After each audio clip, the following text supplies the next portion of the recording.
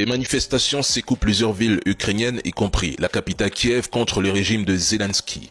Le ras-le-bol est total. Les Ukrainiens sont à bout, écœurés par sa gestion chaotique, écœurés par une corruption qui gangrène le pays, écœurés par une dictature déguisée en démocratie, par une censure étouffante et des lois écrites sur mesure pour protéger Zelensky et sa clique pendant qu'ils pillent le pays et s'enrichissent depuis des années.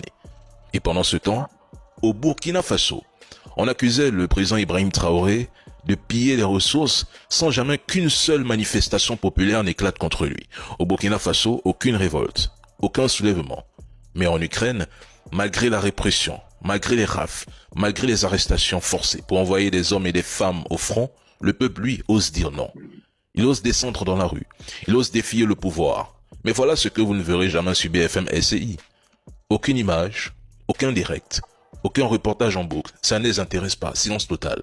Car montrer ces manifestations, ce serait briser le storytelling occidental, celui du grand héros Zelensky, du peuple ukrainien derrière Zelensky. Ce serait dévoiler l'imposture, le mensonge, la propagande. Alors on enterre les images, on éteint les projecteurs, parce que la vérité dérange. Et l'Union européenne se dit profondément préoccupée par le recul de l'Ukraine dans la lutte anticorruption. Pourtant, l'Union européenne arrose l'Ukraine de milliards d'euros et de dollars sans aucun contrôle sérieux.